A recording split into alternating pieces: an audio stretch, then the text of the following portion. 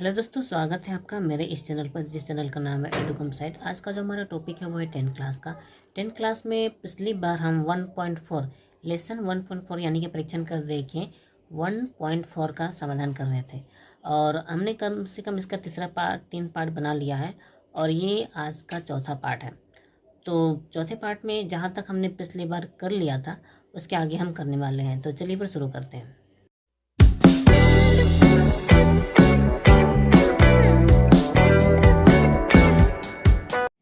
10 class का ये जो 1.4 है, परीक्षण कर देखें 1.4, इसका हम पिछली बार 3 नंबर का सवाल का समाधान कर रहे थे। इसमें हमने 2 नंबर तक ये 1i और ये डबल i को हमने कर लिया था। बाकी ये ट्रिपल i मतलब 3 नंबर का हम लोग नहीं किए थे और 3, 4 इसका हमने आगे कुछ भी नहीं किया है। तो करके देखते हैं। 3 नंबर में सवाल आप देख सकते हैं कि लिखा है कि सलमा का वेग यानी कि उसकी स्पीड अनिक के वेग से 1 मीटर प्रति सेकंड अधिक है। ठीक है, यहाँ पे अनिक के वेग से, यहाँ पे अनिक का वेग नहीं बताया है ना, वो कितना अधिक है और कितना कम है वो बताया है। यानी कि सलमा का वेग चाहे जितना भी है, ठीक है, वो अनिक का वेग से 1 मीटर प्रति सेकंड अधिक है। यानी कि जो सलमा है वो अनिक से 1 मीटर ज़्यादा चली जाती है 1 सेकंड के अंदर, है ना। यानी कि सलमा का वेग ज़्यादा है और कितना ज़्यादा है, 1 मीटर सेकंड अधिक है। वो 1 मीटर प्रति सेकंड अधिक है। ठीक है, तो अनिक का वेग क्योंकि नहीं दिया है तो उसे हमें मानना पड़ेगा, क्योंकि उसी के वेग से सलमा का वेग ज़्यादा है। तो अनिक का वेग अगर हम मानेंगे तभी सलमा का वेग निकलेगा।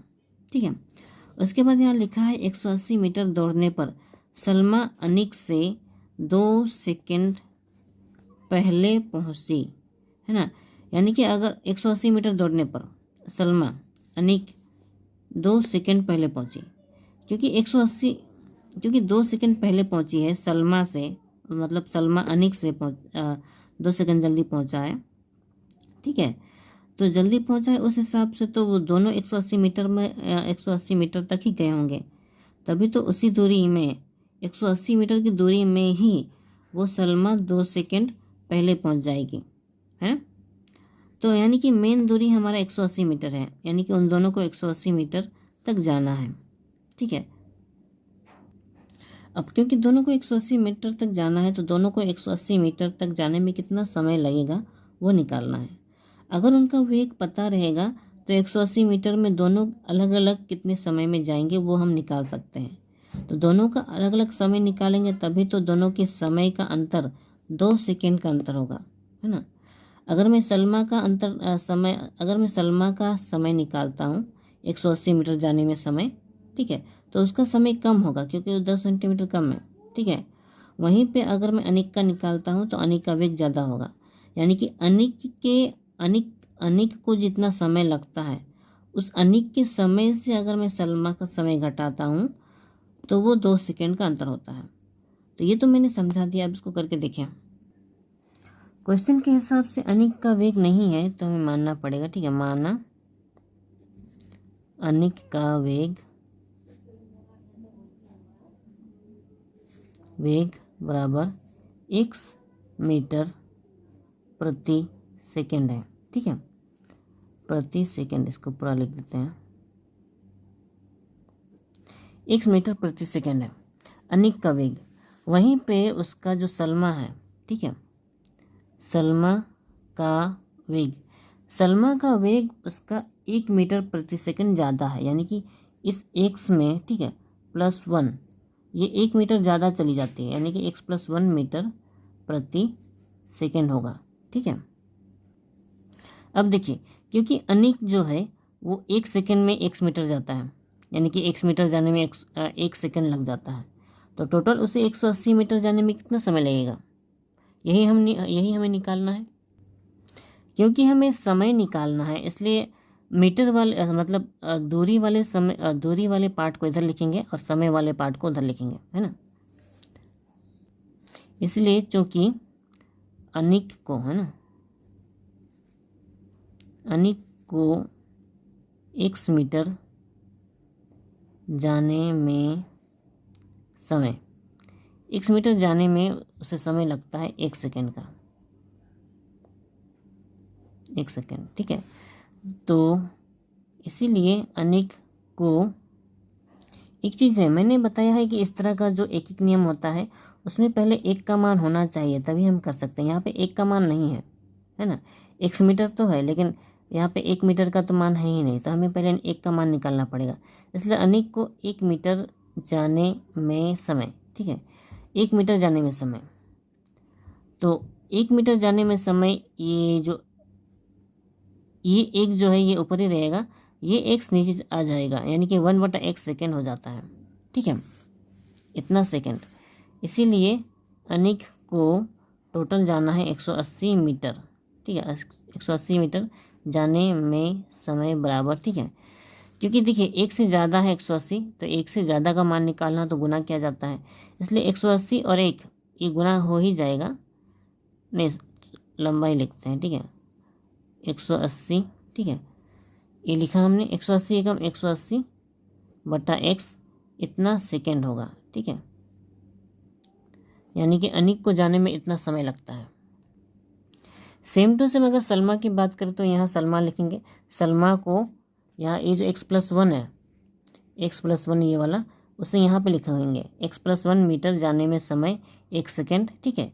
बाकी सबको सेम टू सेम वैसा ही रिपीट करेंगे, तो बस यहाँ x+1 होगा और यानी कि यहाँ भी x+1 होगा, ठीक है, सलमा में। तो हम शॉर्टकट में लिख सकते हैं सलमा को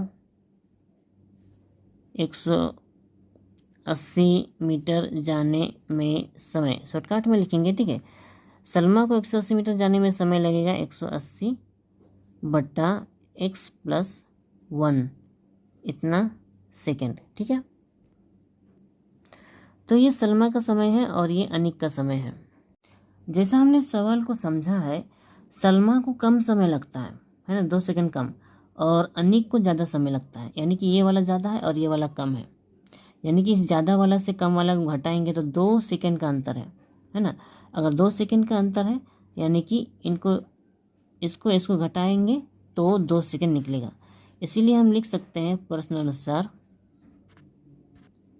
प्रश्नानुसार लिखा, ये वाला ज़्यादा है 180/x, ठीक है, माइनस यहाँ पे 180/x+1 बराबर 2। तो इन दोनों के बीच में ये 2 सेकंड का अंतर है, ठीक है, यानी कि बड़े वाले से अनिक के समय से अगर सलमा का समय घटाएंगे तो निकलेगा 2 सेकंड का अंतर। आगे इनका समाधान हम कर सकते हैं। इनका समाधान मुश्किल नहीं है, इसका लसन निकलेगा तो हो जाएगा x × x+1, ठीक है, ये और ये कटेगा तो बचेगा x+1, वो 180 से गुना होगा तो 180।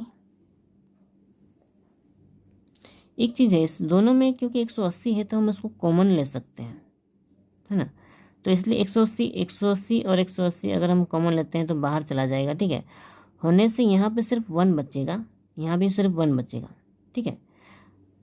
मैं शॉर्टकट कर रहा हूँ, नहीं, ठीक है, थोड़ा मैं इसको यहाँ पे लिख देता हूँ, ठीक है, समझाने के लिए। अगर 180 कॉमन चला जाता है तो यहाँ पे 180 कॉमन होगा, यहाँ पे 1 बचेगा, यहाँ पे 1 बचेगा,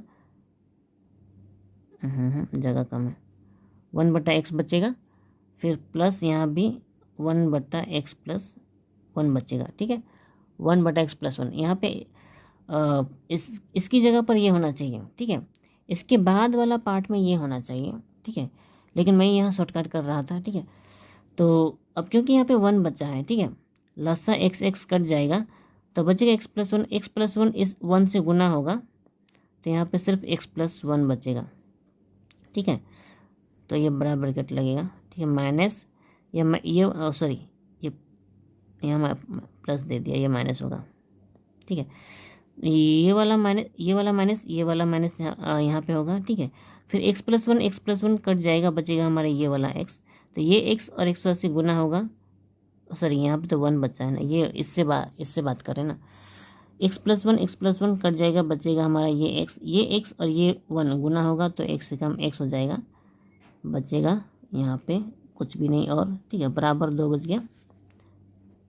अब यहाँ पे 180 तो कॉमन बाहर में है, चलो 180 को हम बराबर को उधर ले जाएंगे और यहाँ पे जो बचा है उसे लिख देते हैं, यहाँ पे x +1 माइनस ब्रैकेट खोलेंगे तो -x होगा, ये -x, ठीक है। इन्हें आपस में गुना कर देते हैं, x स्क्वायर प्लस x एकम x, ठीक है। इधर 2 है, ये जो 180 है इंटू से अलग करेंगे तो ये नीचे आ जाएगा, ठीक है, नीचे आया। तो ये आपस में हम काट सकते हैं, 2 9 18 2 0, ठीक है। काटने के बाद ये देखिए +x और ये -x, ये भी आपस में कट जाएंगे, बचेगा 1, ठीक है। यहाँ पे x स्क्वायर प्लस x है और यहाँ पे 1 है, तो इसको 1 से गुना करेंगे तो x स्क्वायर प्लस x ही होगा। तो गुना करके मैं इसको ऊपर लिख रहा हूँ। उसी तरह से ये 190 से गुना होगा, तो गुना करके इसे हम ऊपर ही लिखेंगे, ठीक है। तो 90 एकम 90, क्योंकि यहाँ सिर्फ 1 ही बचा है तो सिर्फ 90 ही होगा, ठीक है। इतना करने के बाद, क्योंकि ये द्विघात समीकरण के रूप में बनाना है हमें, तो ये x स्क्वायर है प्लस यहाँ पे x है और ये 90 बराबर के इधर जाएगा, तो ये हो जाएगा -90 बराबर 0, ठीक है। तो ये हमारा द्विघात समीकरण बन चुका है, ठीक है, द्विघात समीकरण बन ही चुका है। तो अभी क्योंकि द्विघात समीकरण बन चुका है तो हम इसको किसी भी तरीके से कर सकते हैं। चाहे तो हम इसको उत्पादक की सहायता से भी कर सकते हैं या फिर श्रीधर आचार्य के सूत्र से भी कर सकते हैं। तो मैं इसको उत्पादक की सहायता से करता हूँ, बाकी आप श्रीधर आचार्य के सूत्र से ट्राई कर लीजिएगा, ठीक है। तो अगर मैं उत्पादक की सहायता से करूँ तो यहाँ देखिए 90 है और यहाँ पे 1 है, तो 90 का 90। तो हमें ऐसे दो संख्या चाहिए जिन्हें आपस में गुना करके 90 हो लेकिन घटा कर 1 हो, x स्क्वायर प्लस। तो हमें पता है ऐसा सिर्फ एक ही जोड़ी संख्या है, वो है 10 और 9। उन्हें गुना करेंगे तो 90 होता है और घटा कर 1 होता है, इसलिए 10 माइनस 9, 10 से 9 घटाया 1 होता है ना, यहाँ तो 1 है इसलिए x बाहर होगा, -90 इधर लिखेंगे बराबर, इधर बचा कुछ भी नहीं, 0, ठीक है। तो x स्क्वायर है प्लस है 10 और x गुना करेंगे 10x, -9 और x गुना करेंगे 9x, -90 बराबर 0, ठीक है। इतना करने के बाद हमें इन दोनों में से कॉमन चाहिए। कॉमन इन दोनों में तो सिर्फ x है, तो x कॉमन गया, बचा हमारा x प्लस, अब बचा और ये वाला 10, ठीक है, x प्लस 10, क्योंकि x कॉमन गया है, x स्क्वायर होता है प्लस बचा है और इसमें से x पूरा कॉमन गया है, बचा हमारा सिर्फ 10, ठीक है। इन दोनों में से माइनस कॉमन जाएगा सबसे पहले, तो उसके बाद 9 भी कॉमन है, ठीक है। 9 कॉमन जाएगा तो यहाँ पे सिर्फ x बचेगा, इस वाले में 9 तो कॉमन चला गया। फिर क्योंकि 9 कॉमन गया है तो इसमें से 9 अगर बाहर चला जाता है तो 10 बचता है। साथ ही साथ ये जो माइनस कॉमन गया है, माइनस होने के कारण ये जो माइनस था भीतर का ये प्लस में आ जाता है। फिर 9 10 के 90 होता है, तो 9 कॉमन गया इसलिए 10 बचेगा, बराबर यहाँ कुछ बचा नहीं, 0, ठीक है। इतना करने के बाद यहाँ पे x प्लस 10 ये जैसा ही वैसे रहेगा, x प्लस 10, ये इन दोनों में से सिंगल लेना है। उसके बाद x माइनस 9 ये बच गया, x माइनस 9 बराबर 0, ठीक है। अब क्योंकि यहाँ पे दो गुणनखंड आ चुके हैं, मतलब गुणनखंड आ चुके हैं, तो इसको हमें अलग अलग करना है। तो x प्लस 9 बराबर 0 ये पहला वाला, फिर x माइनस 9 बराबर 0। इसको अगर हम देखें तो ये x का मान निकालना है, +9 बराबर को उधर जाएगा तो -9 हो जाएगा, यहाँ पे -9 बराबर को उधर जाएगा तो +9 हो जाएगा। ये हमारा x का मान माइनस में तो होगा नहीं, प्लस में ही होगा, इसलिए ये आंसर हो सकता है। क्योंकि x हमने अनिक का वेग माना था और क्वेश्चन में भी अनिक का वेग ही पूछा है। यहाँ पे अनिक का वेग प्रति सेकंड कितना होगा वो, तो अनिक का वेग ही पूछा गया है और अनिक का वेग तो हमारा निकल ही चुका है, इसलिए यही होगा हमारा आंसर। इसलिए लिख सकते हैं अनिक का वेग बराबर 9 मीटर प्रति सेकंड, ठीक है। ये है अनिक का असल वेग। तो इसका भी आंसर निकल चुका है, इससे ज़्यादा और कुछ करना नहीं है। अब देखिए हमारा अगला सवाल, ये 4 नंबर, ठीक है। यहाँ पे लिखा है हमारे मोहल्ले में एक वर्गाकार पार्क है। इस पार्क की एक भुजा की लंबाई से 5 मीटर अधिक लंबाई वाले तथा उसकी एक भुजा से उसकी एक भुजा से 3 मीटर कम चौड़ा आयताकार पार्क का क्षेत्रफल, मतलब कि जो 3 मीटर कम चौड़ा और 5 मीटर अधिक लंबा है, ठीक है, वो वैसा आयताकार पार्क का क्षेत्रफल है, ठीक है।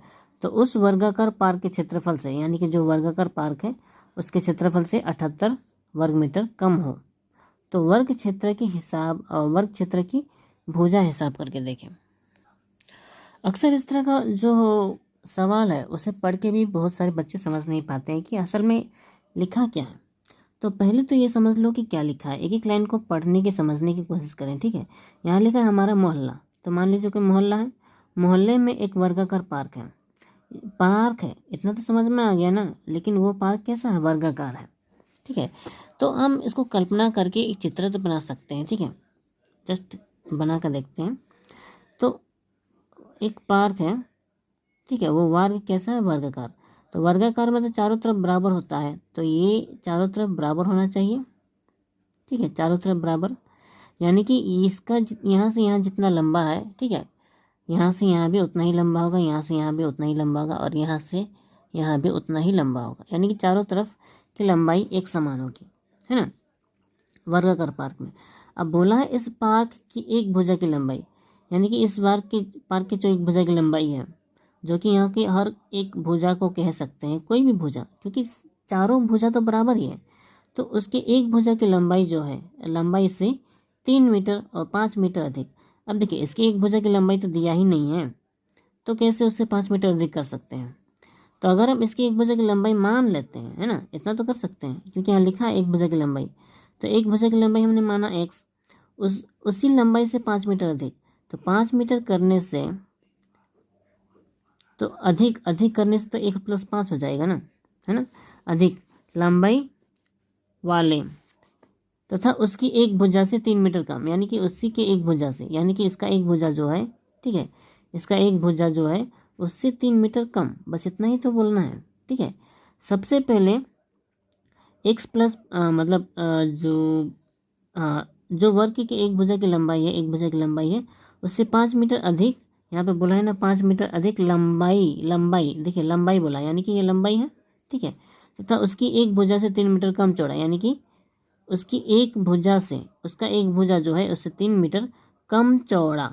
ये मतलब चौड़ा बोला है, यानी कि ये वाला चौड़ा है, यहाँ पे बोला है ना 3 मीटर कम चौड़ा, तो ये चौड़ा है और ये लंबाई है किसका, चौड़े आयताकार पार्क का क्षेत्रफल, है ना।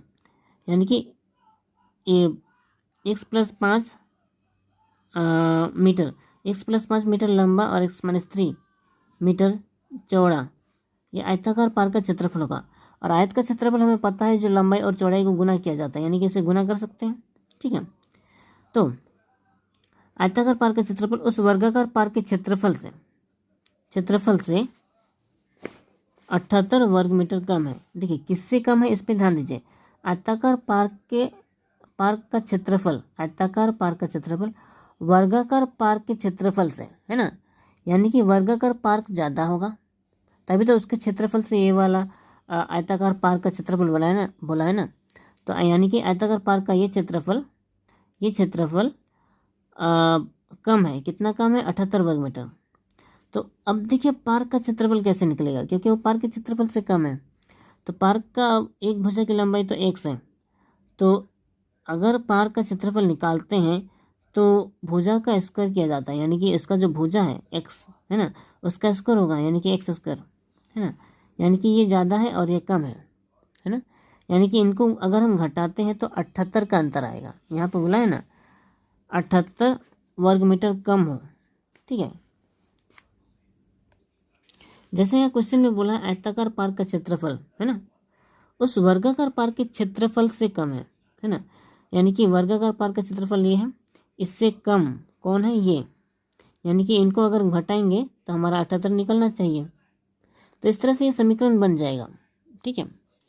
इतना तो हम सवाल को समझ चुके हैं, लेकिन जैसा मेरे पिछले पार्ट में हमने देखा था कि एक नंबर में, है ना, पहला नंबर का जो क्वेश्चन था उसमें सवाल में थोड़ा मिस्टेक था। यहाँ बीच में ये पॉइंट नहीं दिया गया था।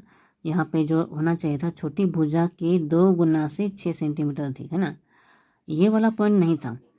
तो सेम टू सेम यहाँ भी ये जो हमारा ये ना इस 4 का, यहाँ भी वही पॉइंट थोड़ा मिसिंग है।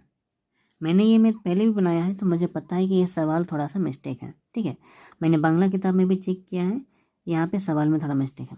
यहाँ पे अगर हम सवाल को ध्यान से सुधारने की कोशिश करें तो यहाँ पे होना चाहिए आयताकार पार्क का क्षेत्रफल उस वर्गाकार पार्क के क्षेत्रफल के 2 गुना से, जो यहाँ पे के 2 गुना से मिसिंग है ना, वही चीज़ हमें यहाँ पे डालनी पड़ेगी।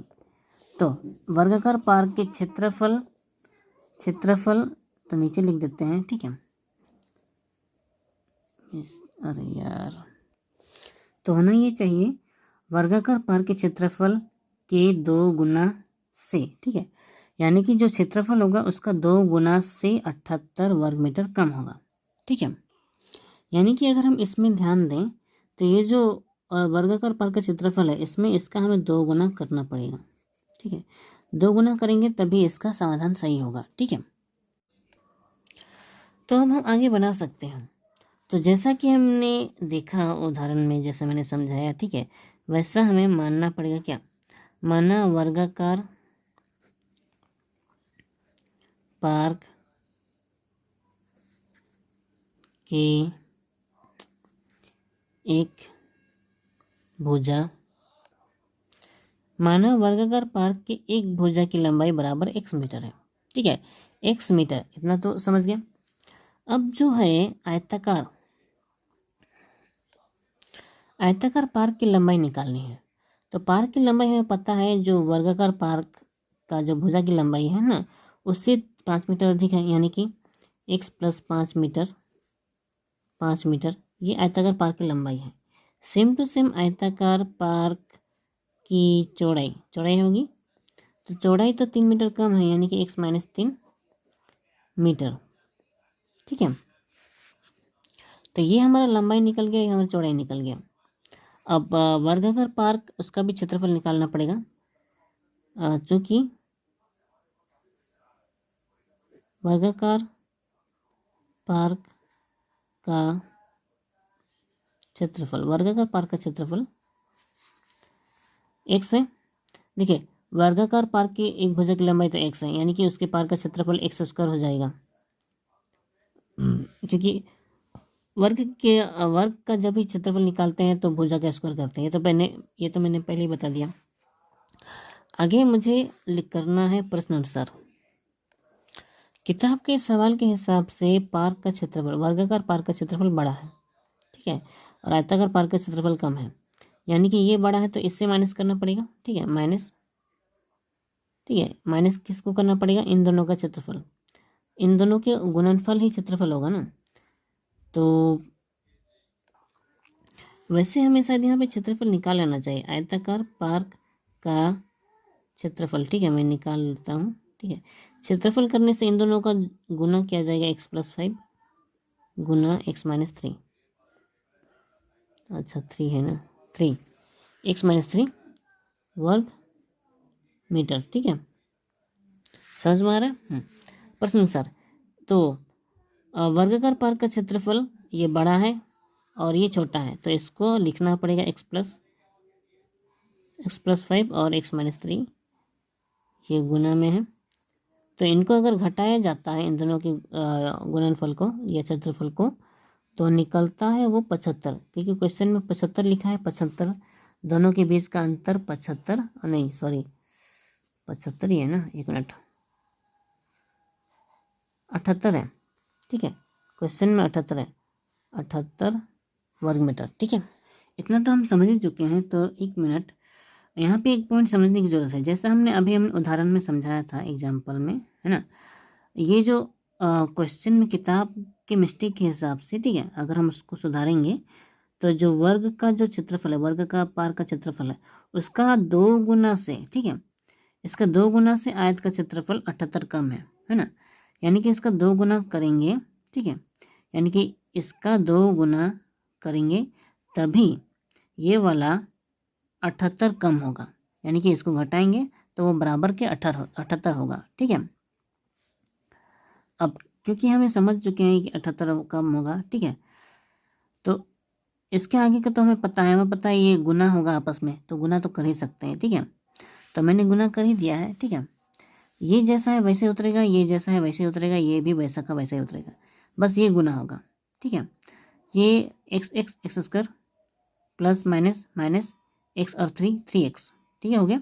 मतलब एक्स का इन दोनों के साथ गुना हो गया, फिर प्लस 5 के साथ प्लस प्लस प्लस 5 और x 5x plus minus minus 5 और 3 5 से 15 है ना 15। तो इतना हो गया। इतना करने के बाद अब क्योंकि पूरा गुना हो गया है, अब केवल अब प्लस माइनस सभी बचा हुआ है, ठीक है, तो हमें यहाँ ब्रैकेट खोलना पड़ेगा, ठीक है। तो अगर हम इसको ब्रैकेट खोलेंगे तो वो कुछ इस तरह का होगा, ठीक है। पहले आएगा 2x स्क्वायर माइनस एक्स का स्क्वायर। देखिए बाहर माइनस है, बाहर माइनस होने के कारण यहाँ जो भी अंदर साइन है वो सारे साइन चेंज होने वाले हैं, ठीक है। तो जब हमने ब्रैकेट खोला तो ये जैसा है वैसे ही उतरेगा, ठीक है, बस साइन चेंज हो जाएगा। यहाँ पे प्लस का माइनस हो गया, ये माइनस का प्लस हो गया, ये प्लस का माइनस हो गया और ये माइनस का प्लस हो गया, ठीक है। बराबर उधर जितना है 78 उतना का उतना ही होगा, ठीक है। तो ये हमारा 78 आ चुका है, ठीक है। इसके बाद यहाँ मैंने गलती से काट दिया था, हम इसे काटेंगे नहीं क्योंकि ये वाला ज़्यादा है और ये वाला कम है, ठीक है। तो इन दोनों को घटाना पड़ेगा। तो अगर हम इनको घटाने जाएंगे तो 2x स्क्वायर से माइनस 1x स्क्वायर घटाने से यहाँ पे 1x स्क्वायर बचेगा, ठीक है। और एक बात, यहाँ पे क्योंकि 2 है और यहाँ पे 1 है, 2 से 1 घटाने से 1 ही होता है ना, इसलिए यहाँ पे 1x स्क्वायर ही बचेगा, ठीक है। उसके बाद यहाँ प्लस 3x और माइनस 5x, इन दोनों में बड़ा कौन है? देखिए दोनों सेम राशि का है, x और x है ना, तो ये दोनों घटेगा ही। तो क्योंकि ये दोनों सेम है तो इन दोनों में अगर जो बड़ा है ये वाला बड़ा है ना, तो इसके आगे का साइन पहले माइनस लगाएंगे, क्योंकि ये वाला बड़ा है इसलिए इसके पहले का साइन हमें लगाना पड़ेगा माइनस, ठीक है। फिर हमें क्योंकि देख रहे हैं ये अलग अलग साइन है तो घटाना पड़ेगा, 5 से 3 घटा 2 2x, ठीक है। फिर प्लस 15 जैसा है वैसे ही लिखा।